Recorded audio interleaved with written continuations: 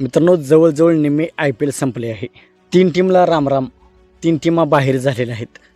तर टॉप 4मध्ये जाण्यासाठी कोणत्या टीमा सध्या वरचढ आहेत आणि कोणत्या टीमासाठी संघर्ष करावा लागणार आहे, संपूर्ण टीमाचे टॉप 4चे समीकरण आपण या व्हिडिओमध्ये जाणून घेणार आहोत.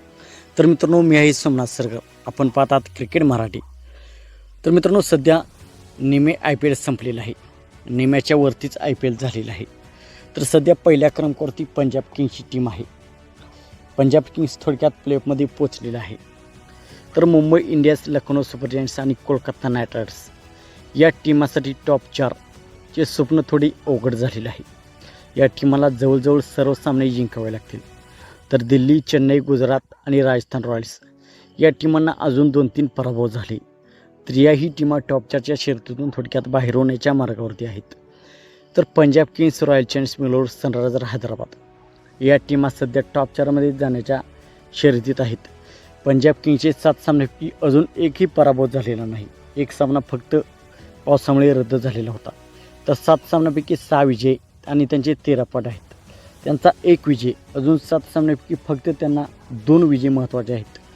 2 विजय त्यांनी केले तर पंजाब किंग्सची टीम कन्फर्म टॉप 4मध्ये क्वालिफाय होईल. तर आर सी बीला देखील 2 विजय, 7 सामन्यांपैकी फक्त RCBने 2 विजय मिळवले की RCBची टीम टॉप 4मध्ये जाईल.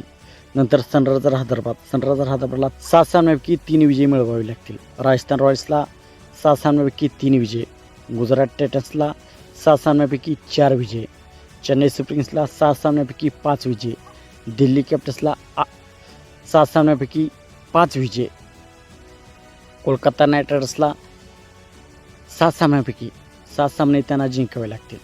मुंबई इंडियन्सला 7 सामन्यांपैकी 7 सामन्यांमध्ये विजय महत्त्वाचा आहे. तर लखनौ सुपर जायंट्सला 7 सामन्यांपैकी 6च्या 6 सामने टॉप 4मध्ये जाण्यासाठी जिंकावे लागतील. तर मित्रांनो, असे आहे सर्व टीमाचे टॉप 4चे समीकरण. आपणास काय वाटते, कोणत्या 4 टीमा टॉप 4मध्ये जातील? आपणास काय वाटते, आपण कमेंट सेक्शनमध्ये सांगा. आणि मित्रांनो, आपण चॅनलवरती नवीन असाल तर आमचा यूट्यूब चॅनल सबस्क्राईब करा.